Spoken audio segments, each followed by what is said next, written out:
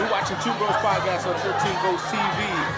We're live at the Bayhouse with my girl Barbara. Don't forget, come to the Halloween party, October 26th. Drink specials, free buffet. You must wear a costume. It is a costume party. Barb's gonna be Catwoman.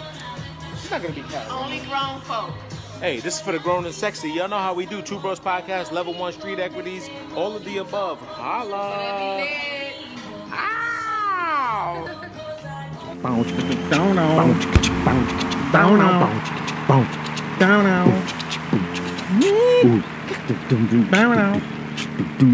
boom.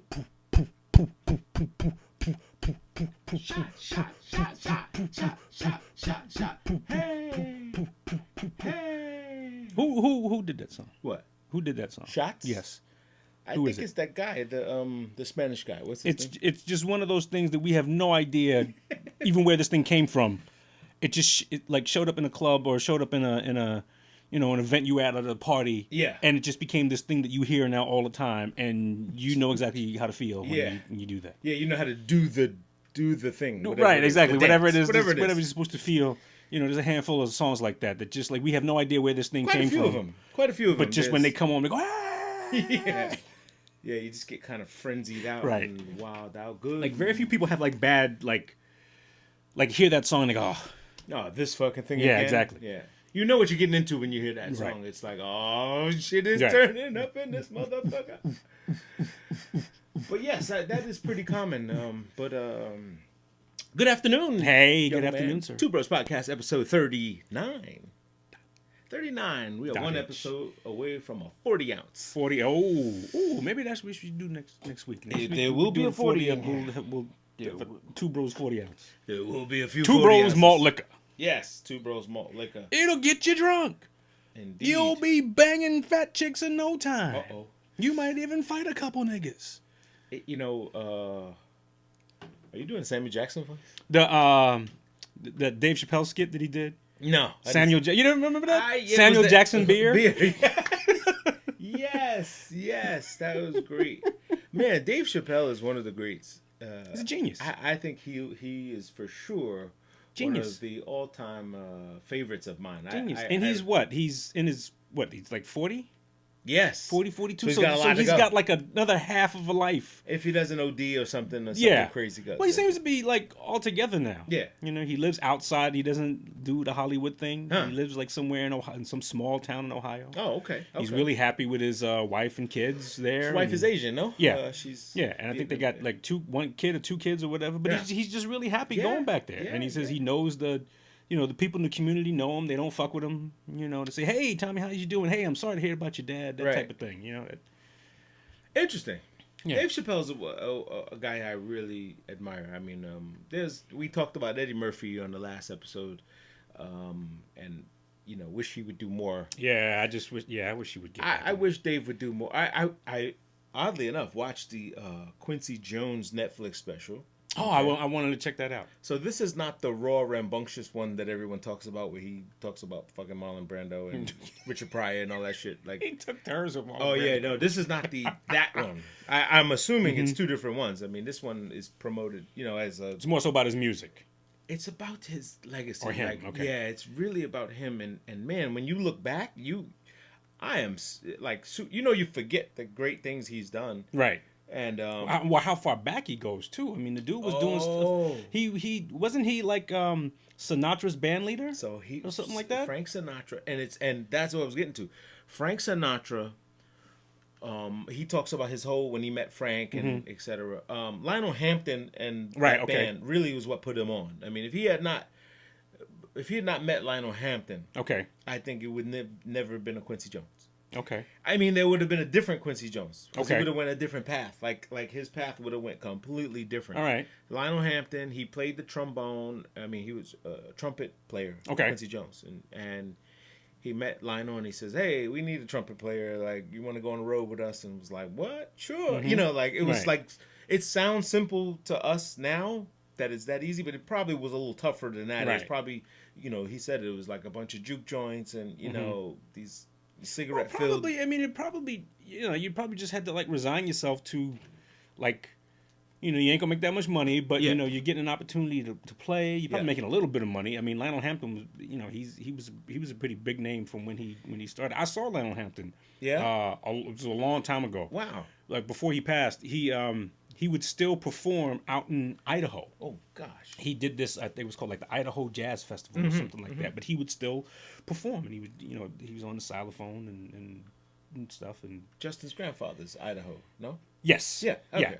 Yeah. That side of that side of the family is Idaho. Is Idaho. But yeah, but he was. But yes, that's how far back Quincy Jones goes. Is what you was saying. Yeah, awesome story, man. I mean, he really digs into you know, the lifestyle, the going through women. You know what I'm saying? And they said at the end, they said, "Is anything you didn't accomplish or don't think you've done well?" And he said, "Marriage." He said, "Marriage. I just couldn't ever peg marriage with this life." He said, "This life and marriage don't go together. Like it's you know, you're gonna be fly by. You know, you're here one day, you're in a different city, you're feeling lonely. You need the, you know, it's right. It just does not constitute for." And I didn't know that the chick from Mod Squad was Kidada's mother and Rashida's mother. Oh, I didn't know that. Yeah, the white girl from Mod Squad. Okay. So you learn a lot. I mean, I learned so much watching that documentary. It was really, really fantastic. I mean, just, you know, you had everything. You had the emotion, you had the tears, you had the little, oh my God, you know, his brain aneurysm. This guy popped his brain like 3 times. Like, Jesus. Yo, this guy had stroke, brain aneurysms, and he was like, you know, when you got that much great energy flowing through you, you know what I'm saying? You got to go somewhere, you know what I'm saying? And he took it, it just popped. He popped a couple of blood vessels. Ooh. Very interesting story. You should check it out. I do want to check it out, yeah. It's on Netflix and probably broken up on YouTube and other. What else is going on? How was your week? My week was good. A very interesting week. Oh, did it? Was it really? Well, my week ended. My week was very nice. Yeah, it was ended up with yesterday on where my wife works, Hofstra University. They have something called Fall Fest. Oh, nice. And it's it's usually like fun. you and they bring usually like a couple of like small time artists to perform and stuff like bands. That. But En Vogue performed. You showed me that on the ticket. I didn't know it was this weekend. Was this the? It was yesterday. Oh, okay, all right, fantastic. En Vogue performed, and they were awesome. Really? Oh my God! To see a free En Vogue performance. Wow. And they did like 6 songs. They did a couple songs off of their new album, which was nice. But no one could follow. Like no one knows them. Like that group does. Right. Those group of young people don't. But they kept the audience moving. Good. I mean, they kept them moving. They were. It was a good stage show, and it was brilliant. And every time I reached for my phone to like I wanted to do something like live on Instagram or take my just like I had fumble fingers and just couldn't get the shit done right, and then waiting on a connection and all that shit. I was like, fuck, and like it's called euphoria, yeah. It just proved to you that you just need to live it and tell it. Exactly, yeah, and that's what I resigned myself to. So no, just experience this and I'd like to do that. Like it seems like there are times when like something happens and your knee-jerk reaction is, oh, get your phone out and this, but you forget. There's why don't you just like enjoy this? It. Like just watch it all and check it out. Louis C.K. had a joke about that. When you go to kids recitals and everybody's face is behind their phone.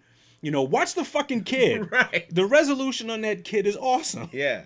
The same thing. Watch this and I was right there. I was right up there on the stage and saw them. They're all make-upped up now because they're older, but they're still I mean, could still command a stage. They had done something that morning for, I think, Good Morning America or something like that, or some of the talk shows. So they were in town. They were doing some stuff, and they were performing that night. Sweet. So we kind of so we kind of got them on a cuff. I'm sure Hofstra broke them off a nice chunk of change, but as far as it was free. Great. It was free. So I'm sitting up there watching like 25 minutes of En Vogue. Free is good. Everybody loves a free concert, but to see En Vogue is a treasure. I mean, they've one of the top recording. Really? Had to be. I think they were like a top 5 recording group as far as like how many records they sold and stuff like that. Who put them out? Who's behind En Vogue? I don't know. I think it was one of those. TLC stories, like they recorded so much but never got the money. As possible. I'm pretty sure. I'm very sure they're one of those groups. But they're unique in that because are there comparisons to En Vogue now? Well, there was a huge there was a huge platform of female groups in that era in the at 90s. that time. Yeah. Yes, And could they at sustain? that time when they were hot. But like, but who's that now? Oh, now who's that now? Good question. Good. That's a good fucking question. There is not a girl. Like people still talk about like Danity Kane and Puffy's group and Pussycat Dolls and like those type of groups. But you're right. I don't either that or I'm disconnected from that scene. Like right. I don't know. Right. I think hip hop has taken such a front seat of You got a roach in there. So. Yeah. Hip hop or hip hop. Whatever you want to call it. Yeah. Back on. It's got to be interference in there. I hear like a video game. It could be better now. Yeah, it could have been as close. Probably was the phone was transmitting and receiving. Yeah, but just and one of the things I was thinking about when I was watching them, I said how this is sexy but not trashy. Yeah, they were sexy but not trashy. Yeah, I like that. They were classy but at the same time not persnickety. You know what I'm saying? They weren't like nose up in the air towards everybody. Okay. And they were and bougie. Yeah, bougie. right. They weren't bougie. They were right. they were approachable and that's how unique that is. And you probably don't see that now. You don't see that. Yeah, I doubt if you see any of that going on because so many different groups are. I guess the politics kind of take precedence of the art form, and you see a lot of people saying, "Hey, man, I'm just an artist. I just want to record. I don't want to deal with all this bullshit." You know, but it seems like everybody, like especially females, they, whether they're convinced to do this or whether they believe that they have to do this, but they have to ultimately distinguish themselves from everybody else, so they tend to be a little bit more outlandish. Yeah, and then it takes a while for them. Like, look at who's what's the white girl? Katy Perry? No. Taylor Swift? No. What genre? She's she's Pink? Pop. No, she's pop, but she actually did stuff with she wore that meat dress. Lady Gaga. Yes, Lady Gaga. Yes. When Lady Gaga when she first came out, she was extremely outlandish. Yes. Extremely like over the top. Well, she was Madonna. I mean, she was like another reincarnation of Madonna. But after she established herself, she kind of like pulled back a little bit, and you can kind of now appreciate the artist that she is, and how talented she is. Yeah, and she's done the movies, and she's done like classic recordings with some like classic jazz groups and stuff like that. Yeah, so like to get in the door, you had to like smack the door in. You know what she's doing now? What? They redid A Star Is Born. That's right. With Bradley Cooper, and Bradley Cooper directed it too. That's right. And I'm curious about that. I heard the film reviews of it was awesome and amazing. Even Barbara Streisand said, "Go girl, like shine." I'm curious about that. I want to see that. You did it, yeah. I would like to see it too. I mean, Mom used to watch that movie. But I was watching a movie with Teresa, and that sort of preview. Yeah. And I was like, "What is this?" And I'm watching it. And looks familiar. Looks familiar. And then all as you see the title, like, "Oh my God, that's that classic." And she's like, "Well, what is that?" And I said, "It's a classic movie with Barbara Streisand and Chris Christopherson and whatnot." She's like, "Oh, really?" Yeah. And I realized, wow, this shit is kind of classic. Like, I'm old. Yeah. I realize I'm 50 years old. 100%. Like this thing has gone way beyond, and so there. That is why I do like when they remake some things because the older generation never saw it. The older generation? I mean, the newer younger generation never saw it. Never saw it. Right. So I like when they remake it, but I hate when they switch it up so much that it's unrecognizable. It's unrecognizable to the old. Yeah. But is that a thing? Like, should they have to? Shouldn't they? I don't know. It really puts a spin on it because they're entitled to shift it to today's metrics, right? It should. But I also think that if that's what it's gonna be, then you kind of like need to honor what it was. But then why not just remaster it and then put it back out? Like I'm a huge fan. I'm a huge fan of seeing remastered and then shown again. Like I would like to see some movies in theaters again. Yeah. Like I would like to go see Halloween 1 in theaters again. Yes. You know what I'm saying? Like, there's another Halloween coming out. Yeah, and Yeah, with Jamie Lee Curtis, who's like, what, 60-something years old? That's like, hey, you haven't killed this motherfucker yet? We haven't gotten over this dude yet? Why don't you move away? Go somewhere. Like, killers don't go to London. Like, exactly. Like, they don't. Would he catch a plane? How does Michael Myers get to come fuck with you? Swims the English Channel, smells you out, and finds you. Whoa, that's yeah. It's weird. You know, they just keep rehashing these things. I mean, I get it. The franchise is the franchise. It has to go. But then when they do them wrong and fucked up, and they try to do it to make another, like the female version of Ghostbusters. Yeah.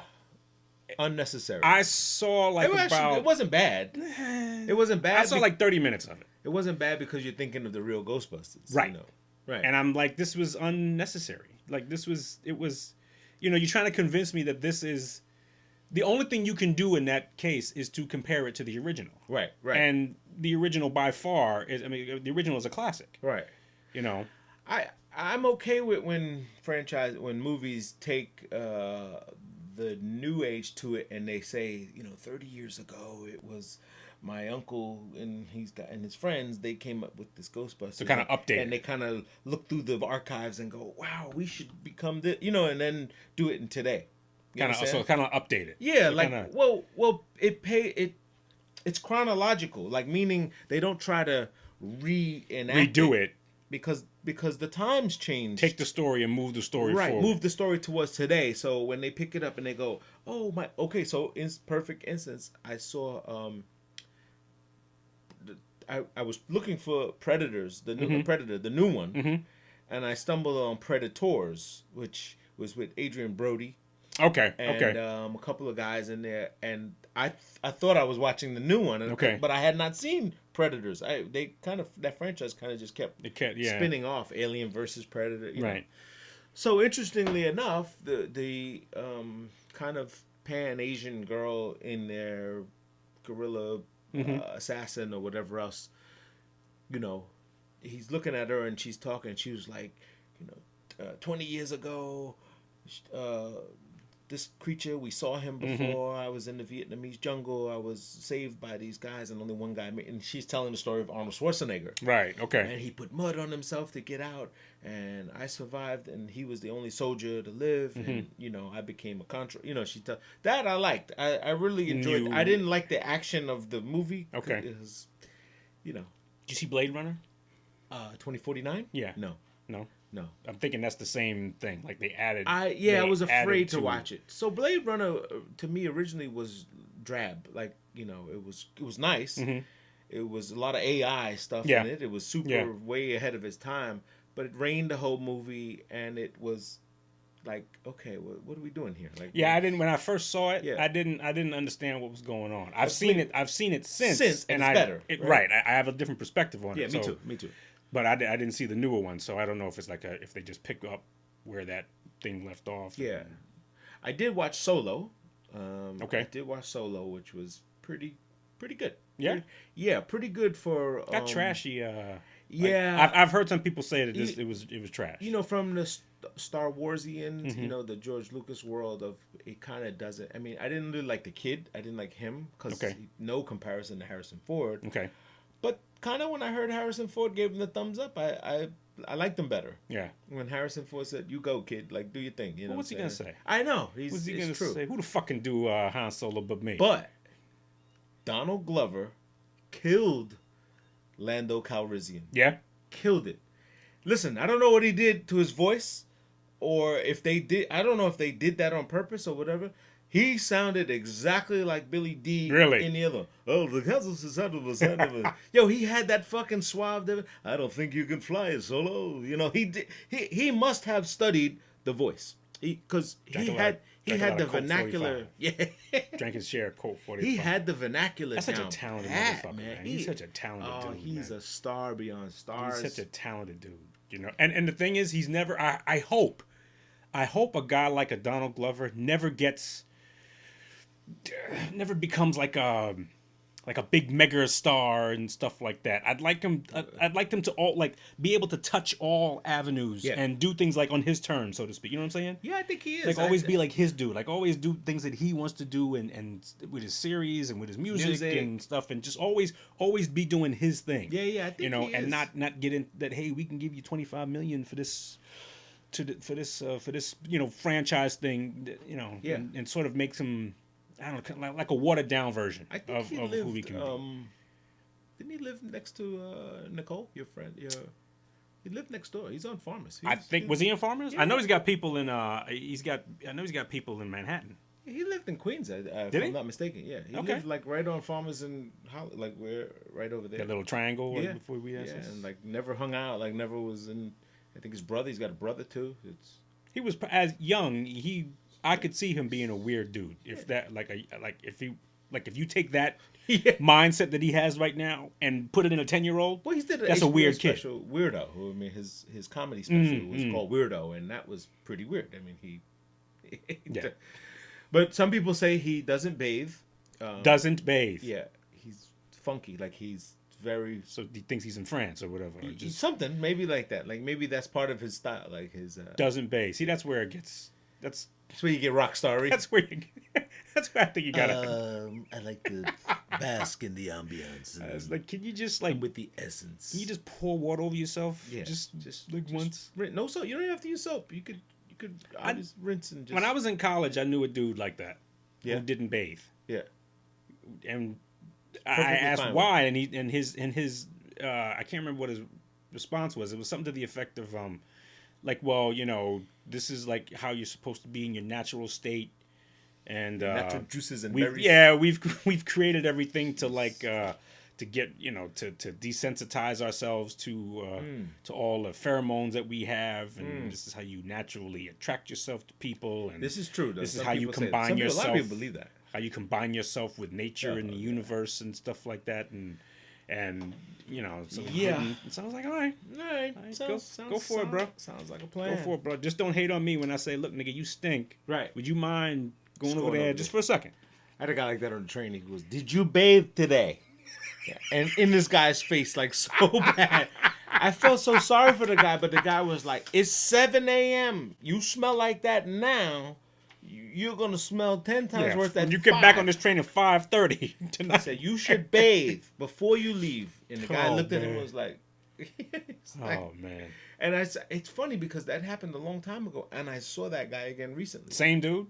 No, not the vocal guy. The guy that actually said it to him. And I was like, and I wanted to say, "Hey, you're the guy that told the guy to You're bathe. the bathe guy. You're the guy that told the guy to go bathe. Not the bathing man, not the bathing guy. The bathing guy."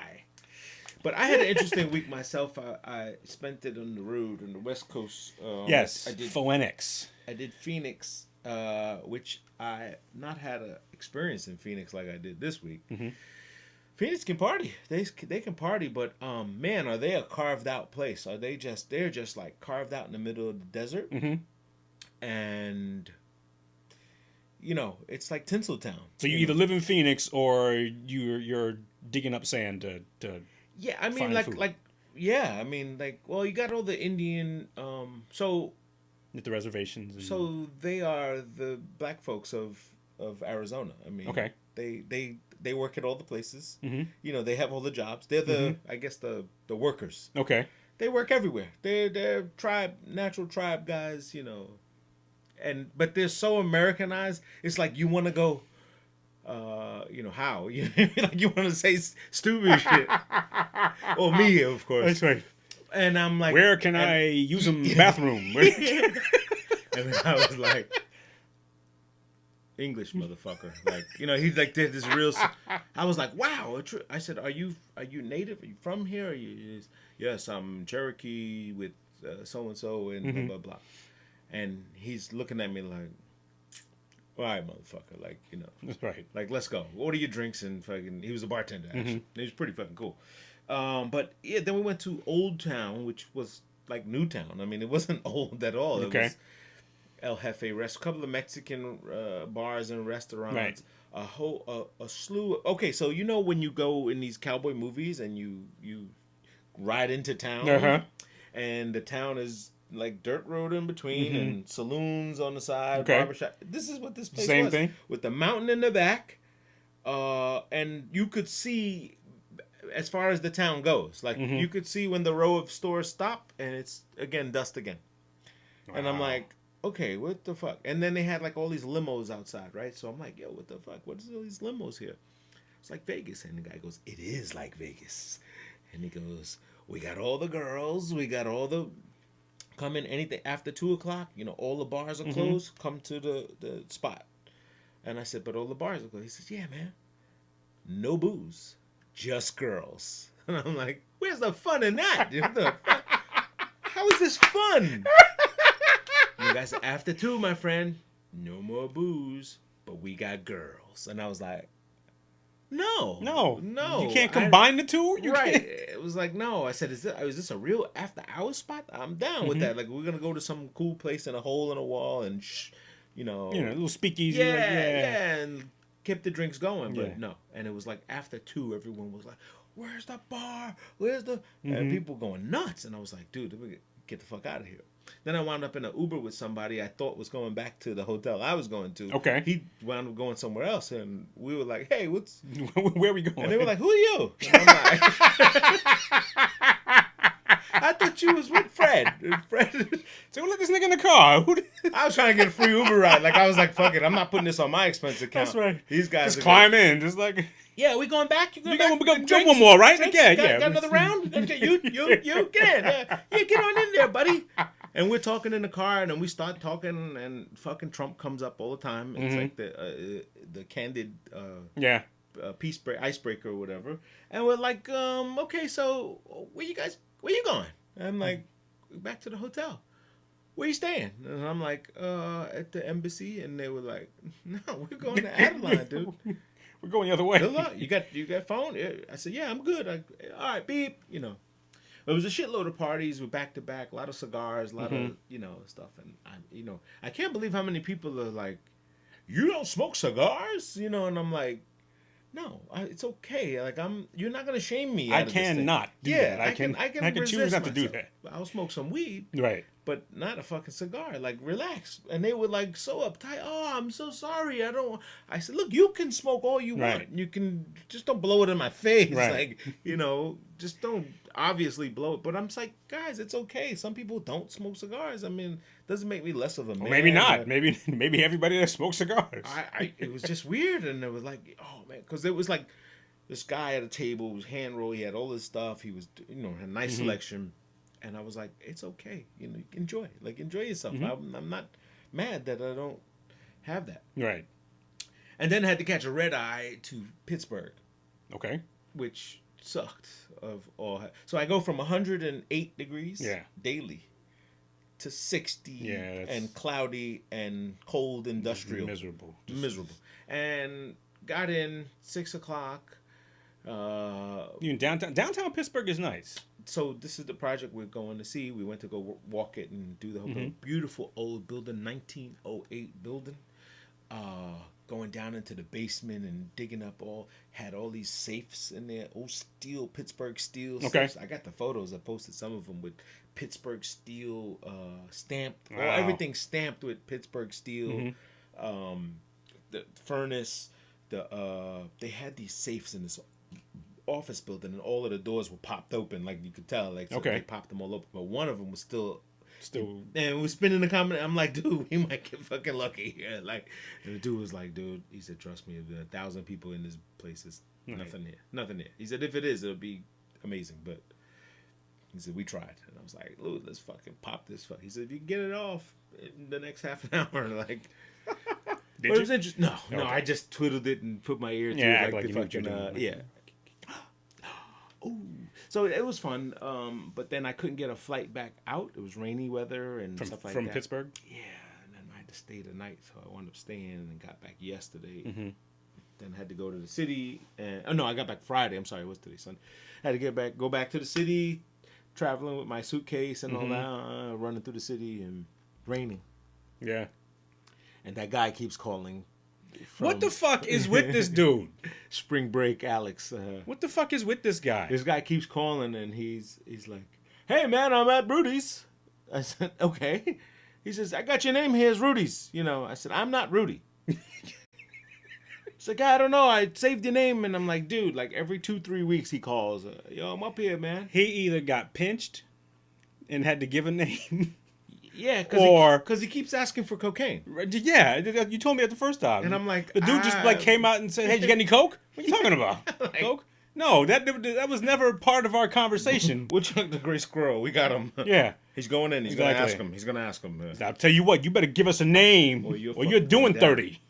You're doing 30 in Leavenworth. He keeps fucking calling, and I'm like, dude. Or he's got no friends.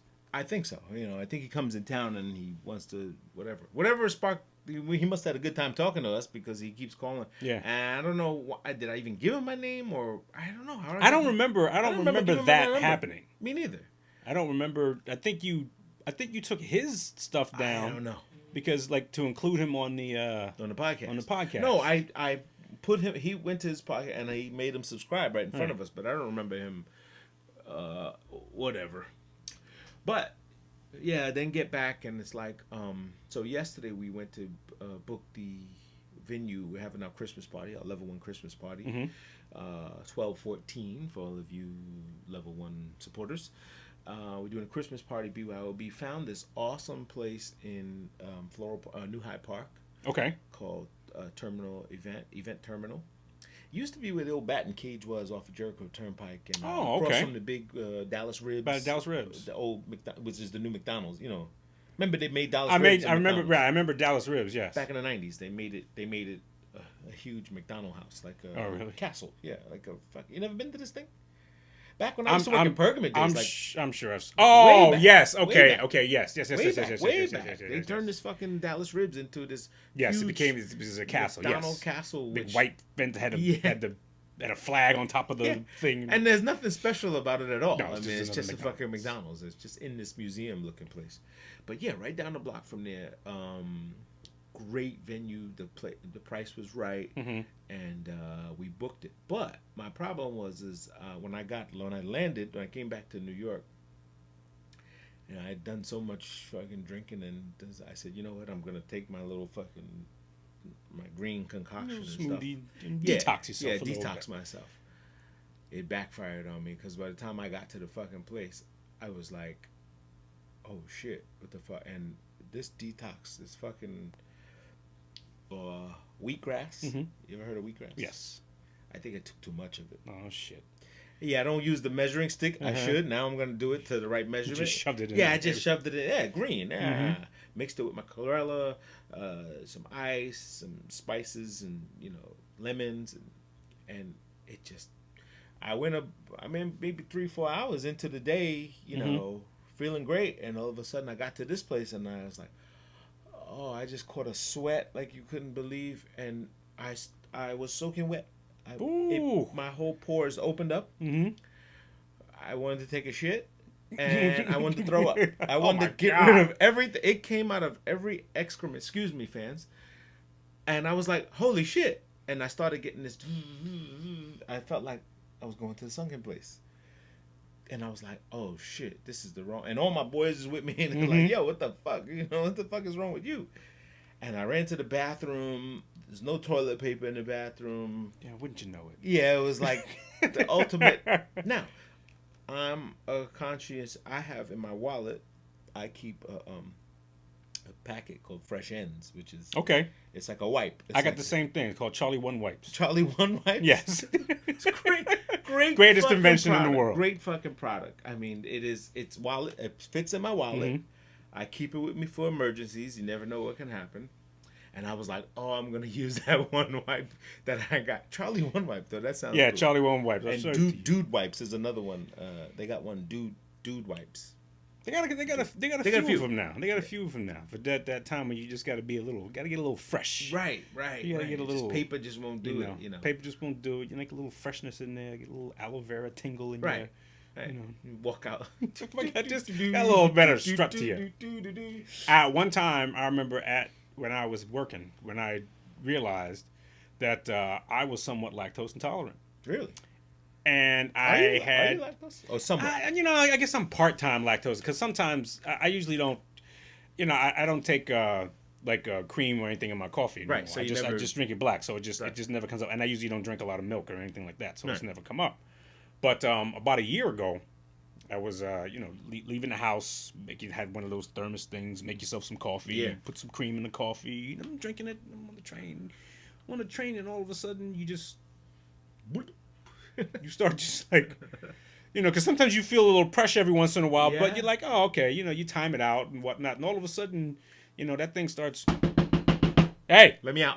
You got to go. And I'm like, shit, and I'm looking at the train. I was like, fuck, I got like 8 more stops and shit. Am I going to make it? And you try to stir around, change positions and whatnot. Man, I got to my office, and I had shit myself on the elevator as I'm heading up to my office. And it's one of those things where, like, once it starts, man, you just like, fuck it, just let it happen. Just try to control it so that it doesn't go all over the place. Right. Luckily doesn't come out your pants. That's the one you don't want. You don't want the external. Yes, I was fortunate that I was able to keep it in the underwear. Okay. So I got in, folded everything up, threw it out. Chuck 'em. Had my Charlie 1 wipe, so I cleaned myself up a little bit. Charlie 1 wipe. And it's from the Dollar Shave Club. Nice. On the Dollar Shave Club. Nice. Hoping this is a hopeless plug, so maybe we could use a sponsor. Dollar Shave Club. Yeah. So so I did that, wiped myself up, and off to the races. Just back at it again. Yeah. And then I said, and then note to self: no more cream in the coffee if you're gonna take coffee with you on the tray. I'm the same way. I'm not lactose intolerant, but you can get a little bubble gutsy from some heavy cream. Yeah. And I've cooked some, like when I cook a lot of dishes with like mashed potatoes, I'll use heavy cream. Use heavy cream and stuff. And it's so creamy. And do a little too much. Then you sit out in the sun. Oh yeah, that's the worst. Just it's watching coffee curdle is the worst experience. Like looking at it, and when you know if you put the sour, bad cream in it, and you what the fuck? Yeah, it just like swims to the top, and it's like we're no good for you. This is what's going on in your stomach, buddy. Don't do it. Oh man. So So Phoenix was dope. Phoenix wasn't bad. I mean, but one thing that really bugged me the fuck out. We went to a club.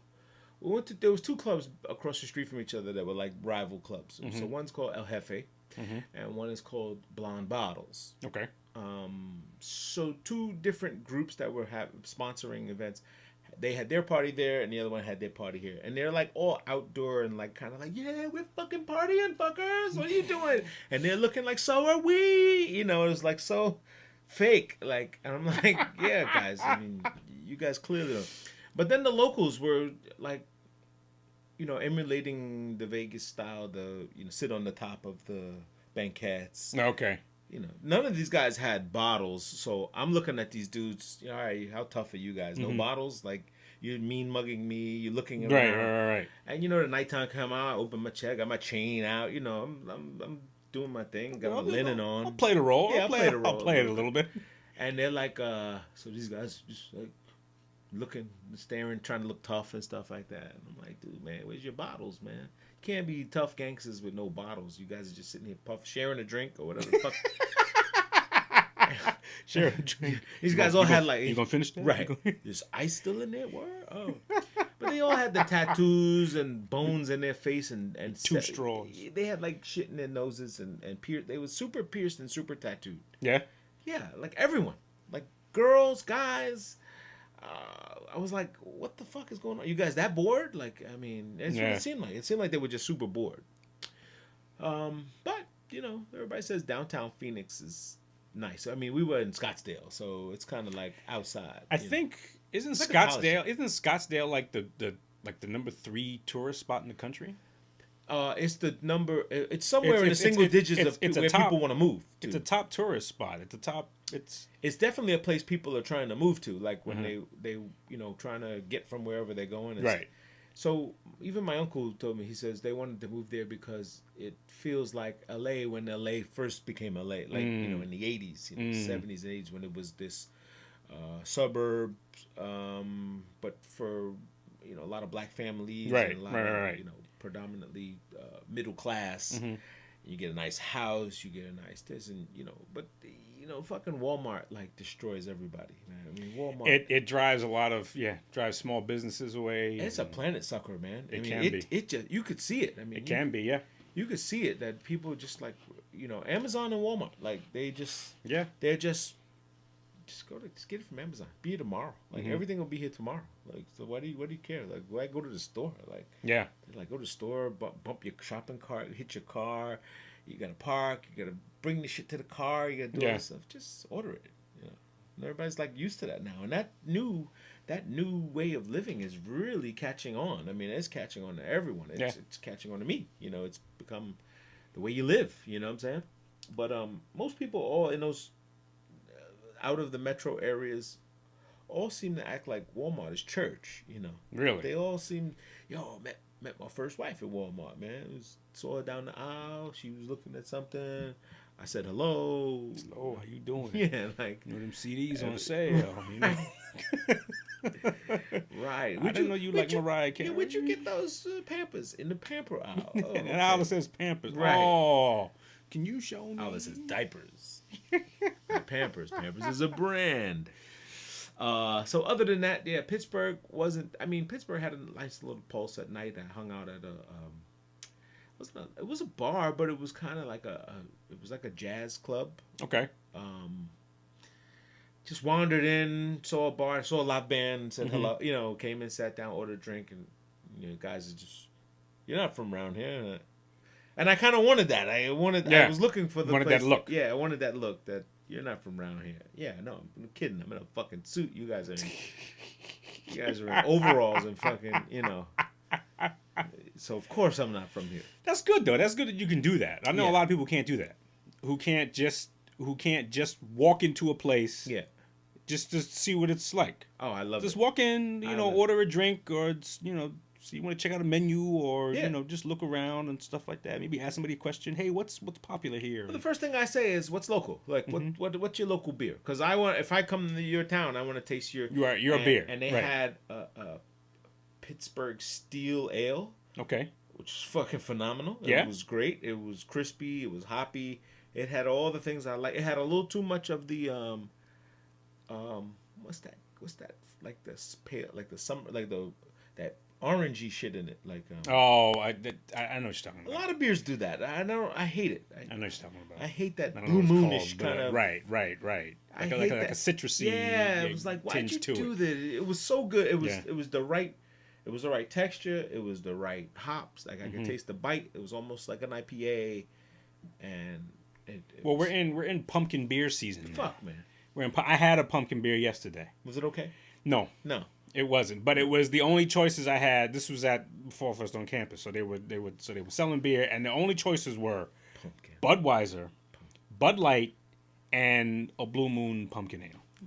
So I'm like, all right, well, Blue Moon pumpkin ale, at least it's local. It's okay. I'll have that. And I immediately said, I don't like that. I don't like this. It's like pumpkin ale, and then we're gonna see all the fucking pumpkin lattes, donuts. No. I'm not a pumpkin beer. Yeah, me neither. I'm not a fan of the pumpkins stuff. Just when you create it, just for the thing. I mean, I'm sure the reason why I don't like it is I'm sure that it's not curated well. I'm sure it's not made like with real pumpkins and boiled and stuff. It's a flavoring. So yeah, okay. You know what I'm saying? Yeah. I could understand if somebody said, "Hey, this has been sitting around from last year. We brewed it, and and it's it's real." Like I would beg to differ. I mean, I would stand corrected if someone told me that this is really made from pumpkin. Like, okay. I don't like that you put a little nutmeg, cinnamon, and say pumpkin flavor, whatever, pumpkin seeds, whatever it is, and call it pumpkin. Just because it's orange or right. So if you told me it had real pumpkin and it was something maybe from pumpkin rinds or whatever, I don't know. Maybe I'd like it. Maybe pumpkin pie is not bad. No, pumpkin pie is delicious. Pumpkin pie is great. So if it was made like a pumpkin pie, like really had some substance in it, then I could get with it. I just don't like. Oh, it's pumpkin. Okay, it's let's pumpkin. just like it's October. Really? October Ooh. pumpkin. Let's make the association. So that's a little bit weird to me. In other news, Mr. Bill Cosby was sentenced. How many? 10 years? He got 10 years per charge. So I think it's like 30. Really? Yeah. So they're but like concurrent though. No, he served three. No, I think it's like separate charges. So it's like each one holds a 10-year thing. So I think he's supposed to serve 30 years. And I don't know if he went before the correction board. Well, he's got to appeal. You're right. He's got an appeal, and he's going to do that. And he's so yeah. Yeah. Listen, if you hope that justice is served on all platforms. It's not justice is not one way. It doesn't just serve us and them. It's just sometimes when you have a group of people that feel it's only one way, it starts to get heavily politicized. It gets politicized. Yeah. And all this banter goes around, and you go, well, how come these guys aren't in jail? Yeah, exactly. Yeah. Brett Kavanaugh. Now, did you see Brett Kavanaugh's? I did not see it. I read some transcripts, and it seems like he did not make a good representation of himself during that. Now that's the impression I got. I watched it. I watched the entire thing, as draining as it was. I was a little, choked up a little because it was emotional. When you see when he gave his hearing, and he says, "I've been waiting for this." He was tough at first. Watching everyone break it down and say, "Oh, how do you do this?" and then cried and laughed and do this. Well, he was kind of genuine about it. Okay. What he then spoofed me with was he had his calendars from those days. Yeah. So the senator said, she says, listen, are you certain that these calendars are dated from the dates they're dated and no transcript? No, you didn't add nothing to it. You didn't cross anything out. These aren't transcriptions. Right. These are your actual calendars. Not your, right. Are these actual calendars or are they recollections of calendars? He said, no, these are actual. And she said, why do you have this? And he says, because that's how we do it. My father does it, and I do it. And thank God I did. You know what I'm saying? Okay. And she says, well, he says, I have other years too. I only brought you this year because this is the year you asked me. Right. So he says, well, why do you have these? Because he says, well, my life was ruled by a calendar. I had football practice, basketball practice, wrestling, all these events, and the boat club, and this and that. He was involved with a lot of shit. So and his dad told him, you keep these so that you can see how you progress over the year, and find out how to manage your time next year, etc. So it was a thing in his household. How true that is, we don't know. Whatever. Right. But they told him, if you ask them for other money, he says, sure, I have them. And I'll give you them too. And his calendar was full of dates where he was elsewhere. Where he was at a meet, or he was at ABC basketball club, performing in the tournament where he scored 15 points, where there's record. Like, these are direct documentable things. Well, if I, like I said, I've just been paying attention to it from a distance. Yes. Did she, the woman who's accusing him, ever say this happened or at this time? Yes. She did. Yes. So she said on this date. That's correct. This thing happened. Yep. This specific thing happened. Okay, so she said, you are correct. She did say summer of 85. Okay. Summer of so-and-so. Okay. At one of these drunken stupor parties. Okay. That him and his friends put on, et cetera, et cetera. So he clearly showed, he says, okay, then which weekend in the summer? Because I was busy this weekend, this weekend, and these two that are unaccounted for, we were on vacation in fucking Rome. Okay. Or wherever the fuck he went. Right. So tell me when I had time to do this. Tell me, Pin it down. Tell me which one. And the people you said was with you, they said no. They said they didn't remember it. Right. Well, those one thing that stood out to me was that the people that sort of corroborated it didn't corroborate it. They basically said, well, she told me some time ago that this thing happened. Right. Well, that's not a corroboration. Right. You're just acknowledging that she told you something happened. Correct. You were not there. You did not bear witness to anything. You weren't there in the aftermath, anything like that. She told you after a certain period of time this thing happened, and you acknowledged that she told you that. Right. You didn't. You weren't. But there was 3 people that she named that she said were there, and they said no, I don't remember this. I don't remember this. Like, you said I was there, but okay, we were fucking drinking a lot. But, and some of them kind of said, Maybe, I don't know. I wasn't the guy who kept the records like he was. He was the guy that kept the records. A lot of them said, no, we don't remember, but we didn't remember half the weekends we spent out there because we were drunk. But the biggest thing that stuck out to him was like, we drank beer. We drank lots of beer. I like beer. I like beer now. And I will continue to like beer. He personified beer. Oh, man. Me and my friends, we drank beers. We liked beers. We still drink beers. We should come up with just something called beer, and that's the slogan. And what you call it? What's the guy? One of the British guys, Tom Oliver. What's the guy? John Oliver. John Oliver. They showed him. He was drinking waters, but they replaced it. They photoshopped it with a beer. I like beer. I continue to drink beer. We love beers. Oh man! So the memes have been crazy on him. And you know what? I don't know. And I hate to polarize this on a black and white thing with people putting Bill Cosby next to this. That man gave some pudding pops out, man. I mean, and that's the. And I don't even respond to some of those I see because it becomes just look. The dude drugged and raped people. That's.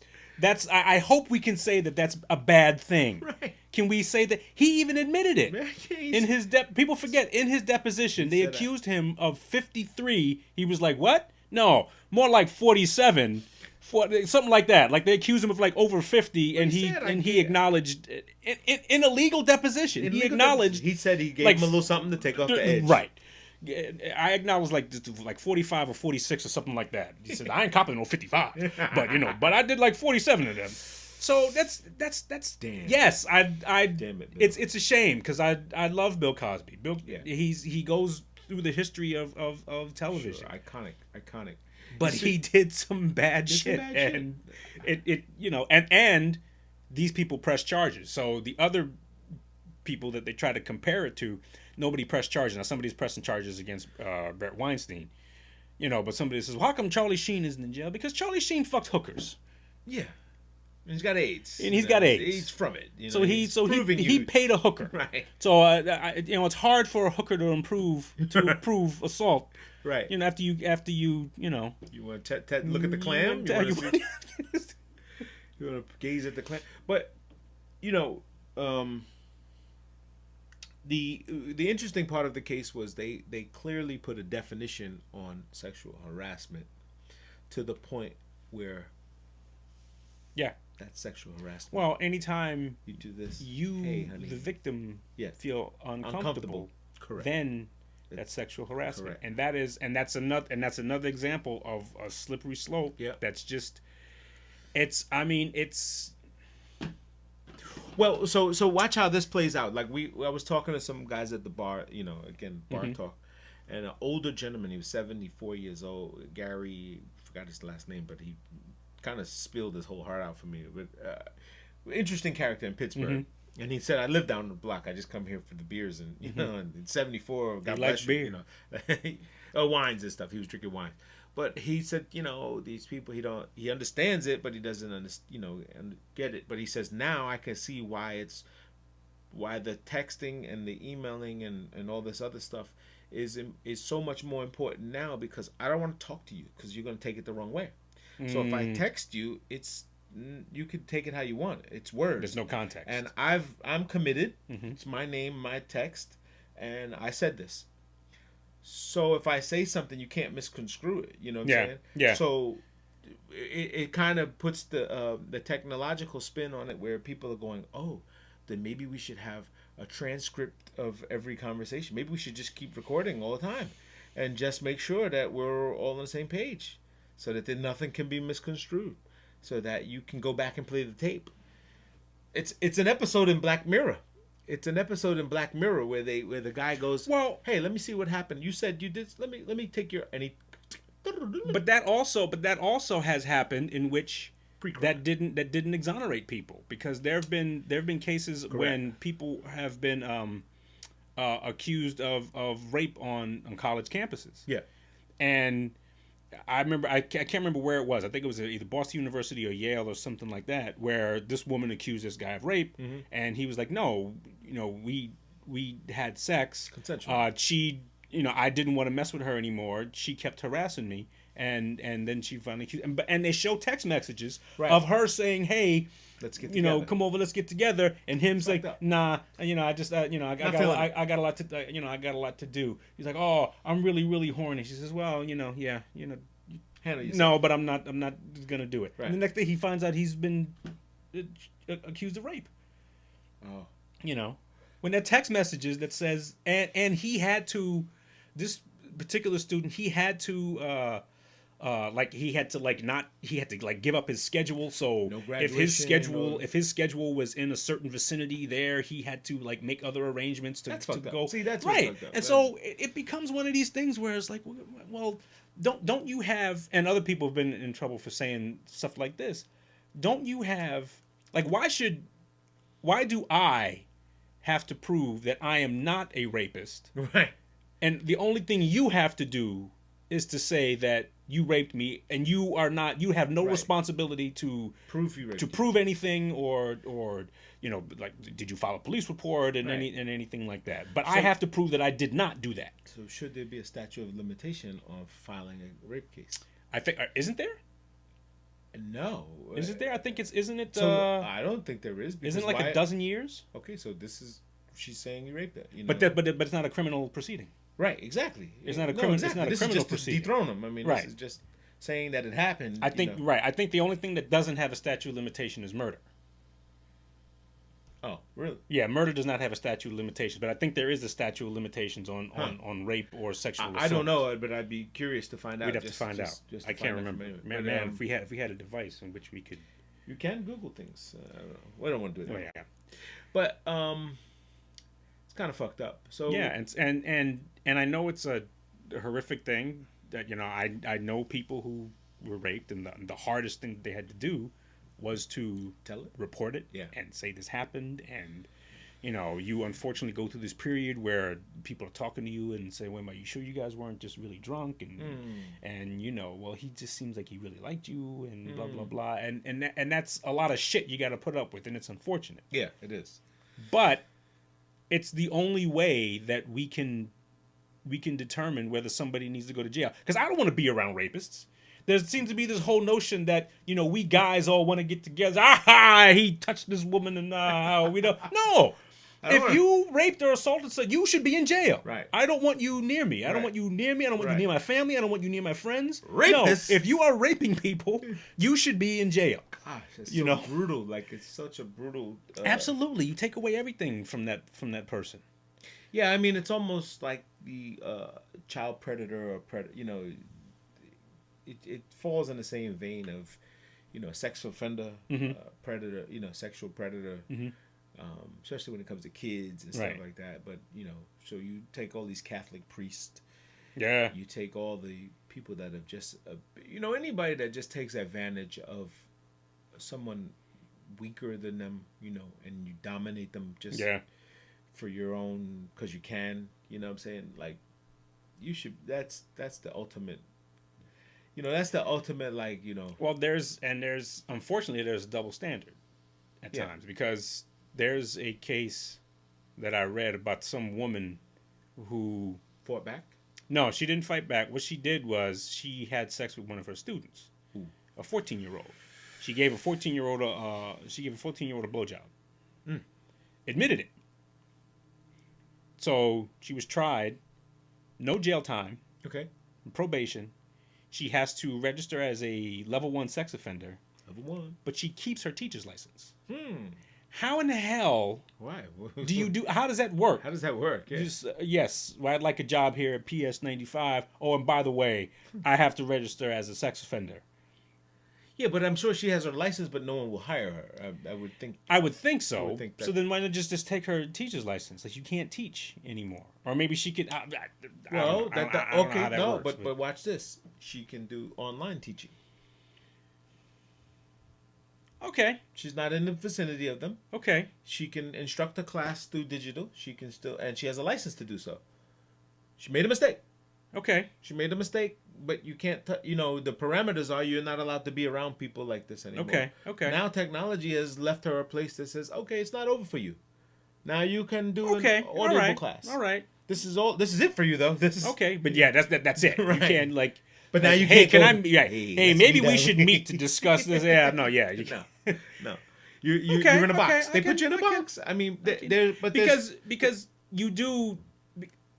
Because I do think you deserve the opportunity for redemption. Correct. And I do think you deserve the opportunity to prove that you are better than these circumstances that you put yourself in. Mistakes. I mean, we're human. So yeah, okay, I can understand. I mean, that's just my theory of way out. Like there is a way to keep why you could keep the I'm answering only my theory of why she would still have her license. Because she could still do something. But somebody would. I'm sure that her first thing, like her first job, could not be something that she creates herself. At some point, somebody's got to hire her. Yeah, there might be a bunch of people going around, hey, let's go hire all these people that have fucking sexual offenders. They're great teachers. They get it. They're great teachers. They don't blow it. We just can't show anybody. Right. And this is student X. Right. Student X. No, this isn't James. No, this is X. No, this is X1. This is X2. That's right. There's no 2AT. There's no fucking cam teachers. No nudie boobies. That's right. It's not fucking Van Wilder show. Let's Skype you in. No. Just email. We'll give you a chat. Yeah. Do a chat. Text only.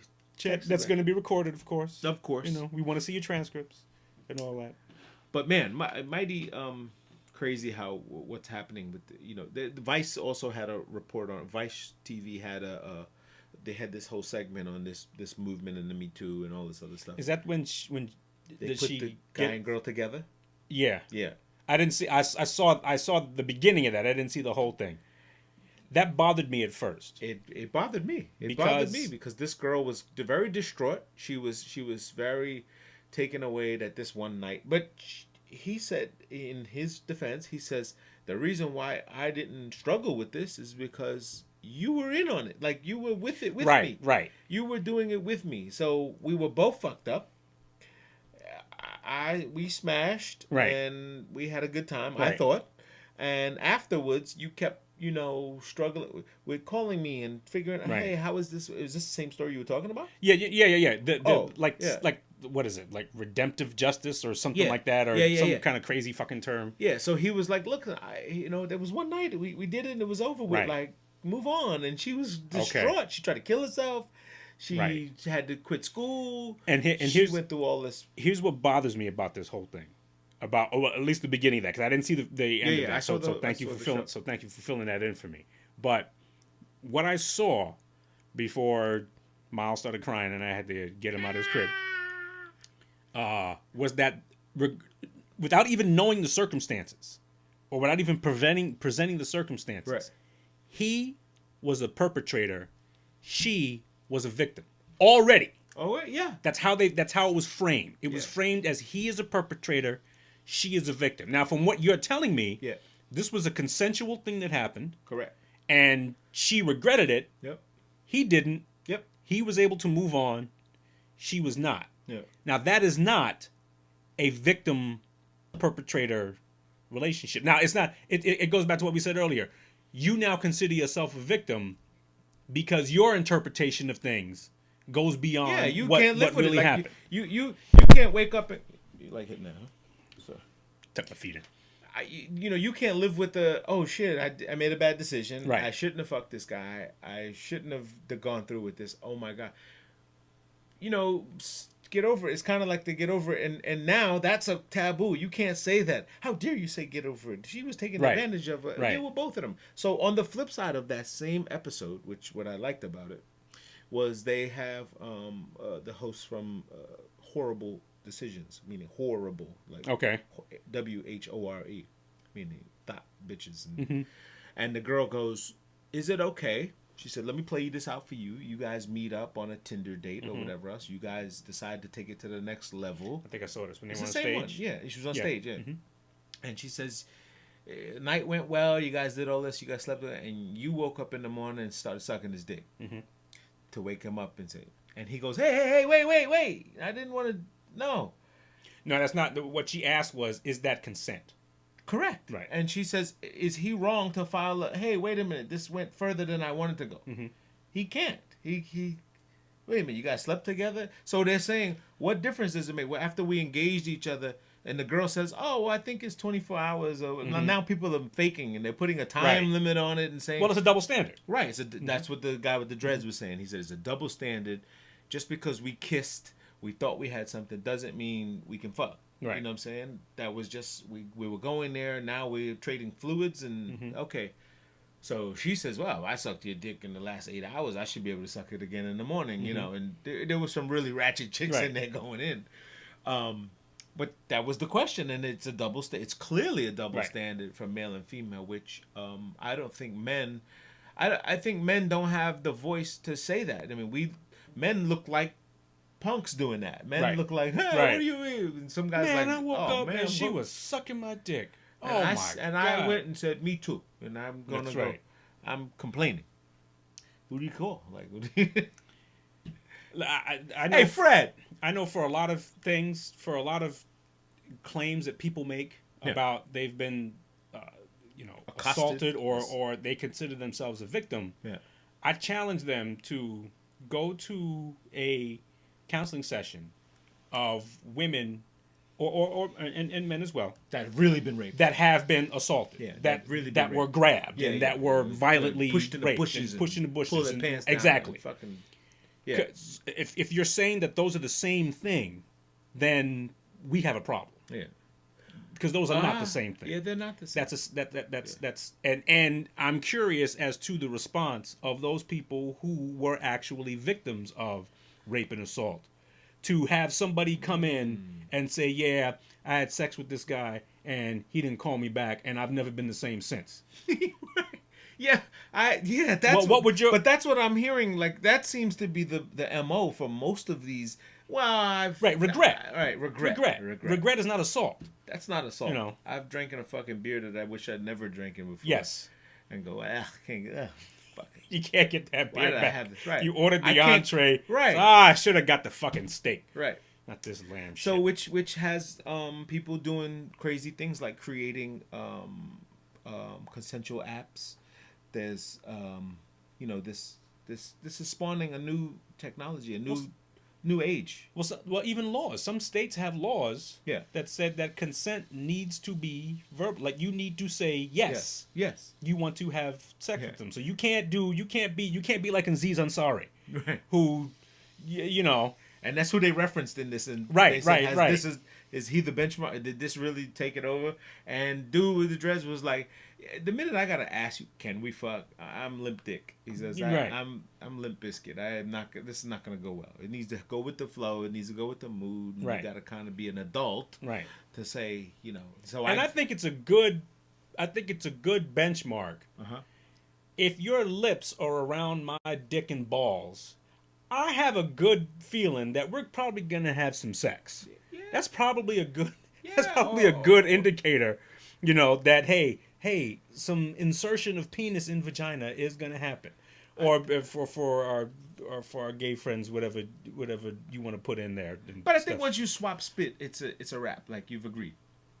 I think you've sort of agreed. Yeah. Like you've traded, spit. Now, but in the Aziz Ansari thing, nothing happened.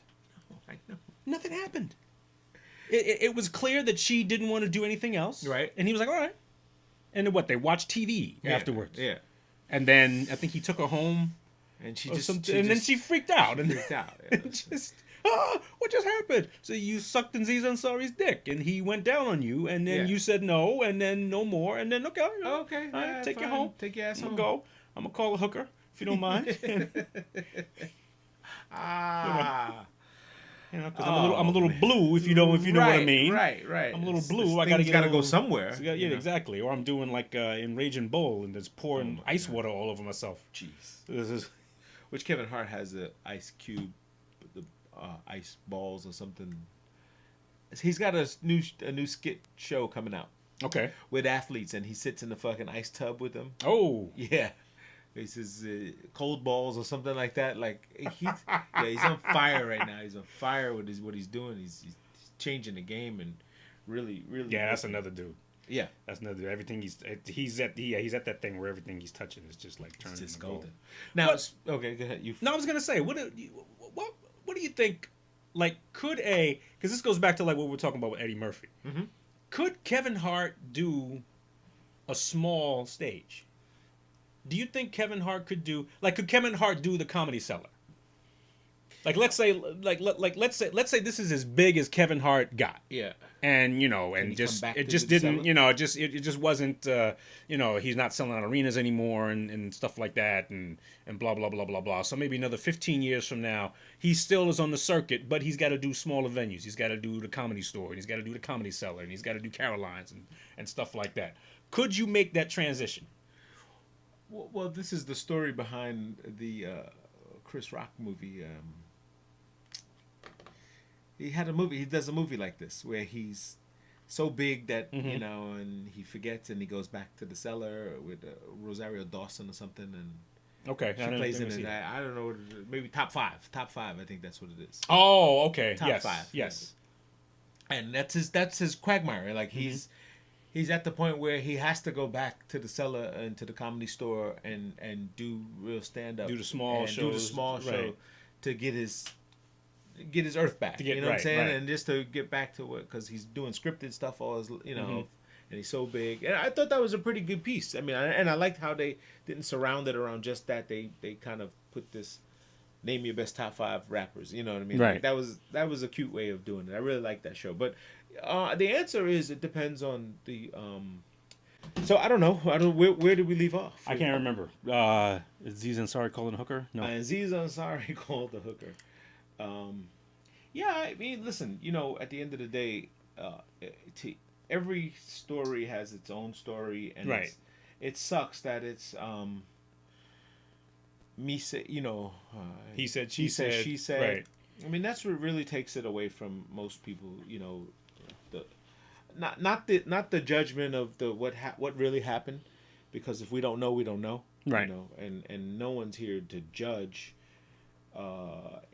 Any person or anybody that has something you feel horrible about, right. What I'm saying? But I at some point, is it worth you? Okay, you said it earlier. Granted, you got the regrets, right? You wake up with it. Is it worth both of you guys having it? Like, I have the regret, so I'm in a doldrum. Like, I gotta just put my head down. Why should you make the other person go down with you? What's the? Yeah, I can understand. Rape is different. I'm not talking about rape. Right. Like, rape is something that just is unacceptable. It's a law. You cannot take something that's not yours, right. And you should never force yourself. Right. Take it. That's what I'm saying. We're not talking about rape. We're not talking about rape. I'm talking about this. Hey, we were kind of consensual, but didn't work out, and I don't want to go further with it, or I have somebody else. You need to move on. That was just a night, a one night stand. So should there be a one night stand law, like a, man? I mean, no, no one night stand law. I mean, it's tough. It's just so fucking. Well, it is, and then there's look. There's. It doesn't mean it's not, and it doesn't mean it's not bad behavior. Right. But there's bad behavior that you get a slap in the face for. Correct. And there's bad behavior that you should go to jail for. Right. Right. That's what I mean. Yeah. You can, if we make an inappropriate comment to somebody, if we're at a bar, or maybe put our hands where our hands shouldn't be. Right. You got every right to slap me across the face and tell your brother, hey, this blah blah blah, and all of a sudden I get my ass kicked, and that's a part of it. But that doesn't mean that now somebody should file charges and then you should now go to jail. Those are two. We need to be able to quantify those things. We need to be able to say that that's not. That's maybe that's not worth you going to trial and all that stuff like that. Groping. You got a cousin? You get your cousin, kick his ass. Brothers go beat the guy's ass. Beat the shit out of him. Yeah, man, I agree. I mean, it's sad for those involved in those, and I think it's only going to breed a less communicative or more mutes, more of this alienated. Yeah. Don't talk. You only talk when there's consent. That's why you got these. Did you see the previous thing on Vice when they were? Maybe it wasn't Vice, where they were interviewing these incels. What's an incel? Incel is somebody that consider themselves involuntarily celibate. Okay. So in other words, they, for whatever reason, can't get a date. Yeah. You know, don't find them. You know, people don't find them attractive and stuff, and they don't have relations. They want to have relations with other people, but they don't. Okay. For just whatever reason. For whatever reason, they're not attractive, or you know, whatever interests them doesn't interest somebody else, or whatnot. So this woman on Vice found this community of people that they chat online with each other, and all they do is talk about how. First of all, they're horrible communicators. They're just all pent up aggression. It's all this pent up aggression, exactly. Okay. Yeah. You know, and it becomes this love affair with pornography and all this stuff. Yeah. So now all of a sudden, you put yourself in this scenario to where the only thing you want is to know that my advances are going to be accepted. Well, what environments are those?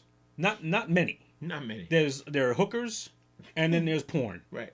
And that's it. That's the only time that you can engage with the woman, and a woman will say yes. And some hookers will even turn you down. Yeah. If they don't feel if this vibe ain't right, and this is going, and you know what, and I made a few dollars tonight. Yeah. Nope. I'm not gonna take my chances with you. You might be the dude that slits my throat. This might be the guy. Yeah, this might be it. So I won't do that. You know. So you end up with this. You know, looking at porn all day, which is all fantasy. Yep. No matter how real they try to make it, nobody's getting fucked by the pizza delivery dude. It doesn't happen. It doesn't happen that way. Came to fix the pipes. Yeah, exactly. Shit doesn't happen that way. And you think that that's the woman you want. The woman you want is a woman. Oh, I want a woman just like her. You don't realize this is it's like wrestling. It's like the scenario has been created. Yeah, but most of that is like, you know, you. All right, let's just say you had this, whatever. The minute you don't want that anymore. You're done. Like, exactly. All right, I gotta go do something now. This is over. Like that's what that's for. Like you go, fuck this. I'm thinking about this. You get it out, and you're like, oh, done. Shit, I gotta put another coat of wall. Right. Put a coat of paint on these walls. Hang these mirrors and shit. Shit, I gotta get the. I gotta take it's fucked up. It's fucked up. I saw. I watched. Stuck in an airport and layover and watched about 4 hours of Catfish. You ever seen? Oh man! Talk about fucking society of fucked up people. This guy. There was a few stories that just blew me away. They're all the same. They're all, they're all the same. True indeed. It's just the character, little predicaments or what city they're from. Because that's what it is. When you find out, they're from fucking Arkansas, they're from Florida somewhere, they're from and this guy was posing as a white guy.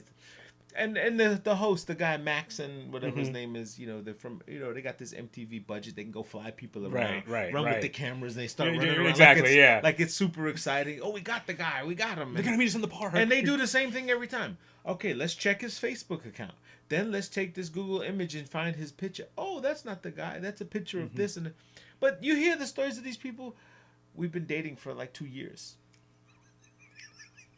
You gotta be a sap-sucking tree lover mother. Like, there's no way in the real reality you're dating. You're relationship. Sending money. This guy says no. I'm dating Katy Perry, and the guy said what? Her name is Katy Perry by similarity. He tells his friends that. He says no. Her's Katy Perry. I asked her. He says, He said, are you the singer Katy Perry? She said, yes. And he shows the transcripts and the dialogue. And he's delusional. He's totally confused. He thinks this is real. You know, she wrote these. She said all the things that I know are true, like her birthday, like her fucking, and so the girl was like a Katy Perry fan. Mind you, 4 years.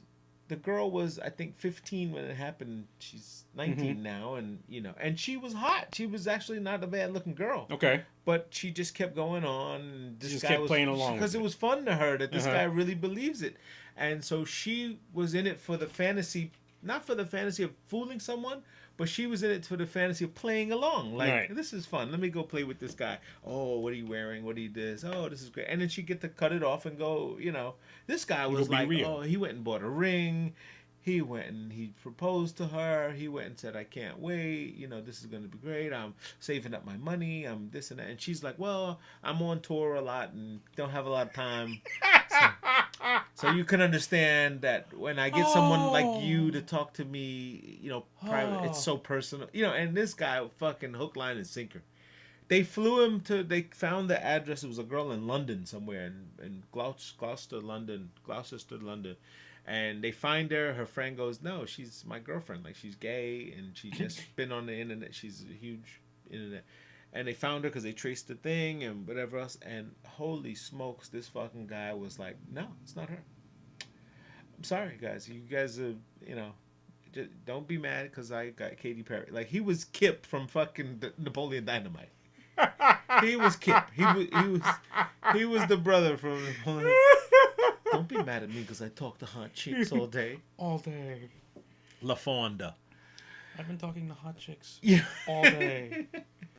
And creating science. That's not science. He was. What did he say? He was creating a time machine. Time machine. Fucking Kip.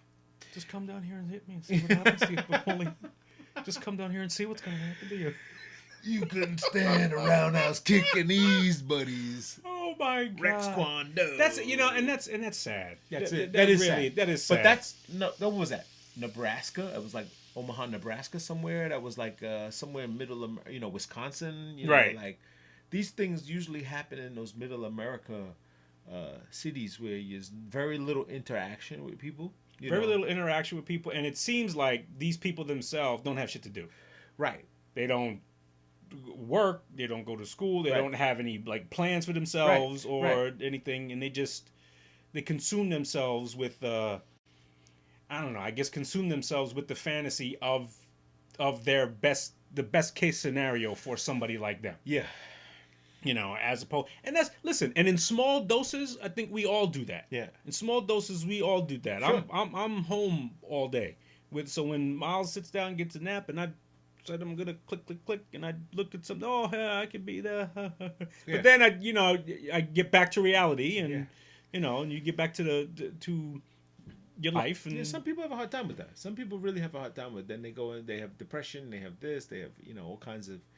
The longer you could sit and theorize on things and contemplate it in your head, it's just way too much. You know what I'm saying? I mean, I think it's a lot for people. A movie similar to that I just saw again, it was a great movie, is Being John Malkovich. Yes. Which is in the same thing, like like your life. I never understood that. Well, I saw it years ago when I didn't understand shit. So now if I look at it now, if you look at it again, you probably it'd be very, very profound. I like John Malkovich. I mean, I like. But the whole idea was that the two main characters. This is probably the best thing that I think Cameron Diaz was in it. It's the best thing she's ever done. I think she's a horrible actor, but but I think in this role, I think she was absolutely fantastic. Really? And the guy that's done every movie ever made. What's his? No. John Cusack. John Cusack. John Cusack. He's been like in 9,000 movies and whatnot. He's another. But it's basically you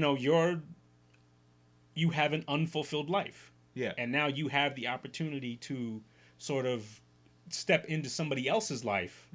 But the only time you feel validated is when you step into that person's life. You have not validated your life enough. So that makes it seem that and there was this weird shit going on and stuff like that, which is with different characters. And with different characters doing different things, and people inhabiting like John Malkovich and stuff like that, and getting trapped in John Malkovich's subconscious. Which is funny because I didn't know who John Malkovich was until that movie came out, and then sort of he was in everything.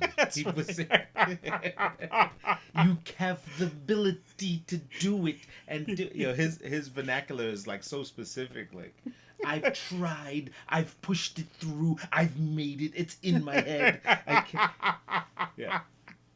I have my impression moments, man. A lot of people tell me, when I do impressions, they bug out. But to me, it's hard to do it. Like I have to see the guy and like I'm looking at his face doing those words, and I think that's what he sounds like. But it pulls it off sometimes. But so, what else is going on? How about the interesting world of sports? What do we got going on? But this is the best time of year. Is it? As far as I'm concerned, sports. Yankees look like they're taking a second wind. Yankees are getting there. Well, I mean, this is it. The playoffs are set. Yankees are hosting a playoff game Wednesday. Really? Oh, they're in playoff. This is it. Yeah, this is it. Nice. Today is the last regular season really baseball game, and they all start at 3 p.m. Yankees made it. Yankees are in no wild card situation. No, they're in the wild. It's the wild card, and it's a weird scenario because yesterday they got their 100th win.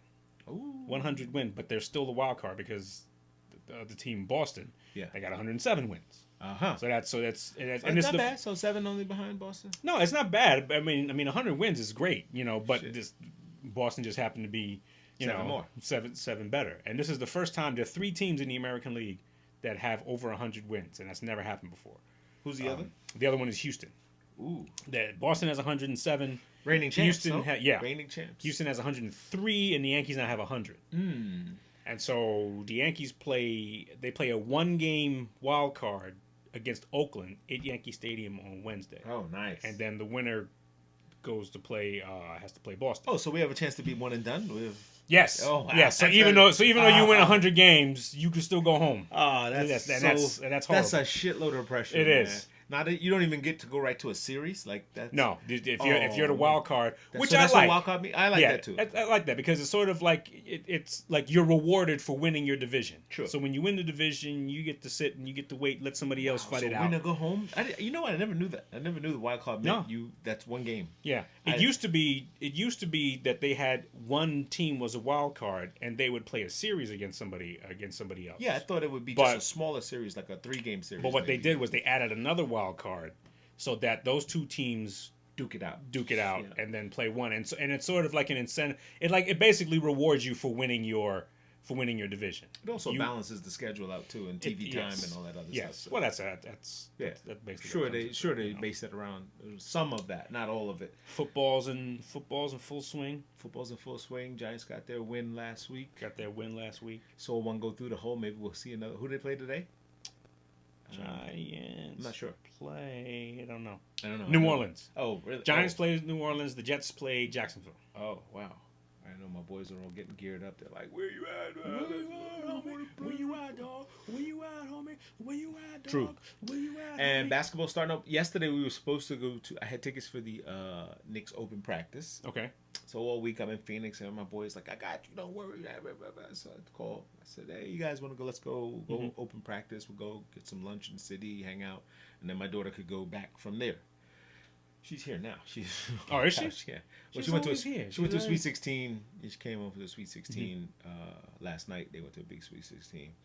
And then StubHub sent me an email like, "We're sorry. No. This has been canceled, for whatever reason." I think I know what happened. I don't want to say it on the air, but some shit happened. It's always, when it's too good to be true, it's too good to be true. Okay, that's all I can tell you is that you come out your pocket. No, no. It was a homeboy hookup. It was okay. I was gonna barter a shirt for the guy. Okay. Do this for me. I'll give you that. All right, fine. Okay, didn't work. See you when I see you, and someday soon. Didn't see him. So other than that, man. Well, they do their. Do they? So they're in preseason. No. So this is practice, and then preseason starts next week. So, okay. Well, yeah, this week. October 5th starts preseason. Do they still do their full team like the? Well, I mean, do they practice in the garden? Yeah, they practice in the garden. Yeah. Okay. Well, so this one's because in when you spring training in baseball, it's usually at a location somewhere else. Okay, so Westchester, where Westchester Knicks play, that's where they normally practice. Okay. It used to be SUNY Purchase. Now it's Westchester Community College. Whatever. Westchester Arena. Yeah. Okay. Which is where WNBA play. Okay. That's where they practice at.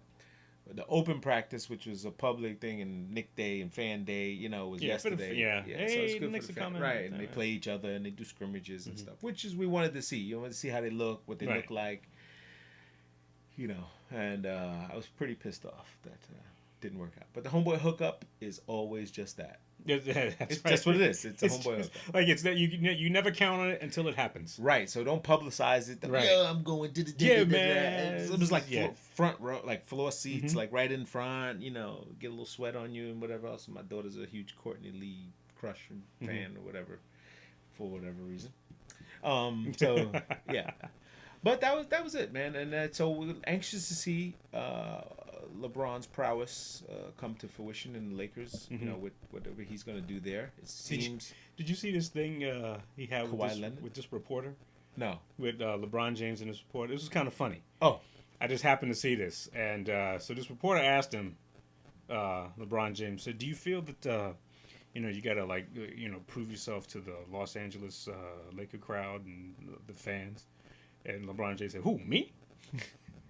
And she doubled down on it. She says, "Yeah, I just feel like you gotta earn your stripes here and blah blah." Me? Me? Yeah, I gotta do that. I don't have to. No, I don't have to do that. None of that. No, I signed a contract. Right. 4 years. We're in. They're in with me. But like, do you know who this is? Like, this is LeBron James. He's a king.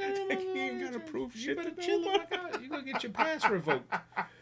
But did you see the Kawhi Leonard interview? I heard about it. Oh. And I heard people making fun of it, but I don't know what happened. He apparently is like he's not a talkative dude. Oh. Not an outgoing dude. No. And apparently okay, they called him on it. We'll go to the tape here. So this it by far was something that you probably just go, what the fuck was that? Like, and it's just one of those things that you don't hear him enough. So when you hear him talk, you go, is that him? That's how? Let's see if this will link up and we will play. With this one. Yourself, and what would you like people to know about you? I'm a fun guy. Obviously, I love the game of basketball. I mean, there's just more questions you have to ask me in order for me to tell you about myself. I just can't give you a whole spiel. I don't even know where you're sitting at.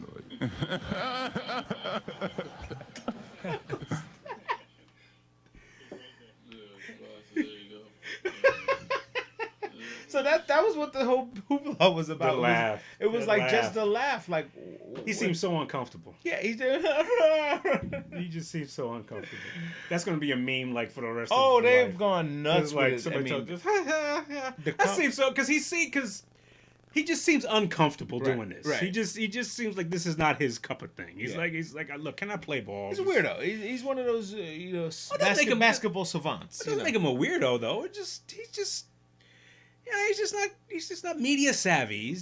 They're dudes like that, man. You know? A lot of these guys are like that. They're just not prepared to talk. They're not communicative. Right. They don't have it. The guy still wears cornrow braids and yeah, he's one of the few left. Yeah, I mean, like 12 years ago, that was like it. Like if you Allen played Iverson, ball, like, if you played ball, right. you were in cornrows. You and Latrell and everybody, Right. you had your cornrows. Right. And AI's was always tight. Always. AI would miss practice because he was like, "Yo, I'm getting my hair braided. I'm in the car. Practice? I'm in the car. Practice? I'm in the car, but I'm getting my shit braided. Latrell Sprewell would have some natty braids. Yeah. Every once in a while. I said, dude, sit in the chair for an hour. I always looked at him like Samuel Jackson's kid. Like, it was like, he got to be related to Samuel Jackson. When he choked out fucking, choked out the coach, PJ Carlissimo. I don't remember asking you a goddamn thing. That's what it looked like he was saying. It looked like he was doing the Samuel Jackson voice. Oh, shit.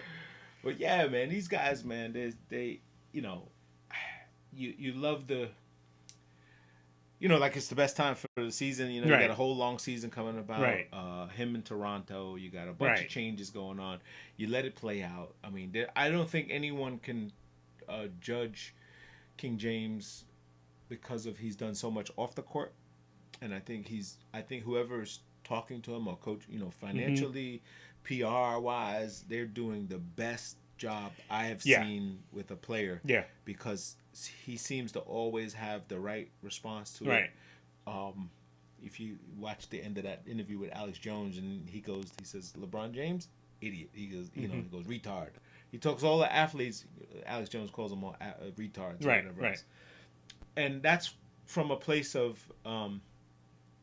It's a place of presumption because. Well, yeah. What I was getting at was there's a place where you see a guy with millions of dollars where you wish you could have that to then forward your mission on, and that's not fair. Like that's your mission. You know what I'm saying? If I had $77 million, I would be making sure my people had canned foods and this and ready for doomsday. You know. Well, he's saying no.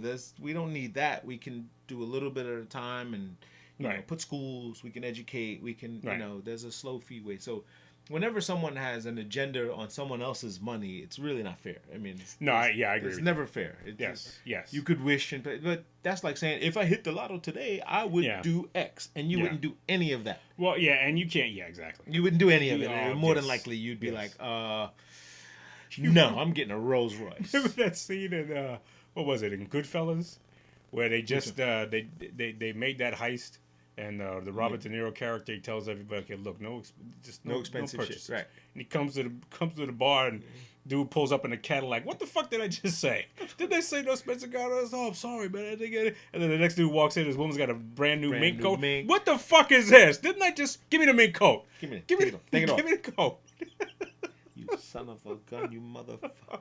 I love Robert De Niro. He's a puppet in life. Like, I mean, like, he looks like an old man. Like, I mean, he's old. He is an old man. I know, but it seems like you see him in movies and you go, he seems like, yeah. And then you see him like in a life, caricature like, of himself. Yeah, it's like, oh shit, like. I guess he takes a shot, like he gets an adrenaline shot or something. I was listening to this interview Robin Williams had, and he was talking about Robert De Niro when they were filming that movie Awakenings, and they were in a car, and they were filming in New York, and they were doing a scene, and then whenever they had to do a retake, they just drove around the corner and just reset and came back around and did it again. And he said when they were sitting in the car, they were waiting for this dude to cross the street. This dude looked in the car, saw it was Robert De Niro, and he says, "Hey, Baba, you still like that black pussy?" Yeah, I do like it. Yeah. His wife was at the awards. I was at the Platinum Circle Awards for. He married that model, right? Yeah, he's got a black wife. Iman? It's not Iman. I don't think it's Iman. He's got a black wife. Right, but it's a model, right? Yeah, she's a model. She's a 6 feet 8. Supermodel. She's super tall. Okay. I met her at the when him and Nobutaka got an award. Okay. For Nobu, which Nobutaka cursed me out because. Really? Yeah. Because I was introduced to him by the architect, right? Mm-hmm. So he says, "This is Oren. He's young hospitality professional. He's, he did Zuma, right? Which I did. Zuma is a restaurant in Manhattan, which is a complete knockoff of Nobu. Yes. Which by far not so much because they were out in Dubai and in Abu Dhabi and in California had the first Zuma, and Nobutaka goes, Zuma. No. Oh, I don't talk. Zuma. No, Zuma. But I said it's not my concept. Like I'm not the restaurateur. I just I'm not the owner. I'm just a fucking project manager. I mean, I'm nobody. You know what I'm saying? Oh man, so you couldn't get in. I couldn't get at all. None. Shut off. And they were like, but we like Oren. Oren's our friend. He's and they were don't do Zuma. Don't do me. And because they were building the whole chain of Nobu hotels, so they do have them already. I mean, this was 3 years ago, and how expensive that place is. Nobu? Yeah. Oh, it's you know how expensive Zuma is? I spent $5,000 in Zuma. $5,000? $5,000 entertaining clients, and was like, Bill, hi, and it was crazy. That coming that's nothing. No turnover. No, you don't get none of that. And they owe me $5,000. They owe me $5,000. So I'm texting the owner, saying, "Yo, remember that payment you owe me? Like, can you transfer that to this bill? Like, pay the bill. At least pay the bill down. So I'll pay the tip and tax. Like, let me pay the tip and tax. Give me the credit now." Which is what we agreed to at one point. I said, "Look, you owe me $5,000. I finished the job. We're on time. It's not. Oh, everybody's got to take a loss here and there to make the project work." And I said, "All right, then pay me in meals." I said, "I entertain. I'll bring my clients here. They'll love the place, and I get to look like a big shot." Don't worry, I know the owner. They put it on my tab. It's great, and I'll pay the tax and tip because the waiter's got to get paid and all that stuff. So it still would have been almost $700-800. You know what I'm saying? That I would have had to pay from a $5,000 bill. And I was on the phone like just calling Amex. I'm texting my accountant and I'm like, call American Express, tell them this is not a joke. They need to let this go. And fucking had to pay it. And they were like, yeah, all right, thanks a lot, man. This was great, man. You got it? You cool? All right, we're out. And I'm like, what about the contract? Can we talk? All right, see you later, guys. Yep, got it. All me. Yeah. And never got the job. Never worked on that new project I was. But that's how it goes, that's man. How it goes, that's right? how it goes, man. You fucking pay. You gotta spend it to get it. Jesus spend Christ. it to get Next it. time we're going to White Castle. Yeah. Fuck that. They got these little crab cakes now. I've been again. I got off the train at the wrong stop, and I was like, "Lucky me, Limbrook." Ooh. And did you get off at the wrong stop, or did you get there and you just say, "No, I got off." I caught the. Well, I fucking fell asleep on the train, and I was with you. Was I with you? No, I wasn't with you, because you were gone this whole month. It was one of those. You had a And I was like, "Oh shit, let me get to fucking." I said, once I get to Jamaica, and it's funny because my Samsung phone. I'm a 2-phone guy, which I hate, but Samsung is fucking great with fucking hey, you normally it's super smart. Okay. But it's a little too much for some people, and it's too much for me. A little intrusive. It's very look and say, how was your sleep? It looks like you were asleep from 1:30 to 2 to 4. And doesn't look like enough. Are you okay? Like I'm like, hey, Jesus. Fuck you, man. Hey, exactly. Mind your fucking business. Ain't you? But I'm enjoying playing with it because I'm like, wow, these fucking guys are really. So I'm playing along with it, and it's getting creepier. It's getting really creepy. So it would tell you, hey, you normally get off at this stop, and it rang me. It rang me, and it said too much. It said, hey, are you getting off? And I was like, oh shit, I am getting off. Too much. Too much. Oh, too much enough. Too much. I know. But you got to do what you got to do, man. But other than that, man, easy week. I'm in the city all week. A couple of things. I got a city scene event. Actually, funny thing is, I have an event at the project that I did not get. Oh, really? Yeah, it's at the Magic Hour. I don't know if you ever heard of that rooftop. No. Oh, it's a rooftop. Yeah, Magic Hour. Is that like a cigar event? No, it's Tao Group. It's the group Tao, and which they're good friends of mine, and I put them onto another deal, and we're trying to work something out. But it was like, oh, come to the Magic Hour and network and talk to the people and whatever else. And he goes, that guy gets it, It's one of the guys that run the place. You know what it is that when you're in this so long, you start exposing like the. Do we really have to do the dog and pony show, or do you understand what we do? And then let's just get to the job. I don't want to do the. I said, if you really just want the dinners, and let's just go to dinner. Let's just go to dinner, right? I don't want to talk business. Just let's go to dinner, and we'll figure out if I'm paying or you're paying. You know? And that's just the name of the game, man. But so that's about it. Other than that, it's October. Already. We will have. We're going to revisit the breast cancer awareness month. So is that October? That's October. Okay. Yes. So we'll bring back some of those guests that we interviewed before about breast cancer. We'll also be having DJ Tam Jams, because she's a breast cancer survivor as well. We missed her last. We were supposed to have her before. Right. I remember that. We just missed timing and etc. Everybody's busy. Don't forget the Level 1 Christmas Party 12/14. I will post that on our page as well. What else you got going on? I'm staying home with my kids. You're still with Miles? When is that over? That's this upcoming week. This is it. I go back to work week of next Monday. Fraternal. I'm enjoying this. What is it? Fraternity leave. Paternity leave? Paternity leave. I'm enjoying it. Man. So all you guys that you can't just be a baby daddy, you got to be a father. There you go. So that's I'm the working difference. on it. 2 in the morning. What are you doing here? Yeah. So thank you everyone for tuning in. We hope you had an experience like ours. And if you didn't, sorry. Yeah, tough. Two Bros Podcast, episode 39. We are... Ow. That was like a... I'm trying to dot that. Yeah, you tried to dot. It's like the ocean. We're drowning. Peace. Yeah. You're checking out Two Bros Podcast on 13 Ghost TV. Like, comment, subscribe. And all that stuff. And share. Oh, and and share. Yeah, do that too. Check it out. And listen, we need views, so if you look at that twice. And you can also check us out on SoundCloud and Mixcloud if you don't feel SoundCloud like and listening Mixcloud. If you want to listen on the train, on the way to work, at your leisure, do that. You know what I'm saying? All right, I'll let you frog.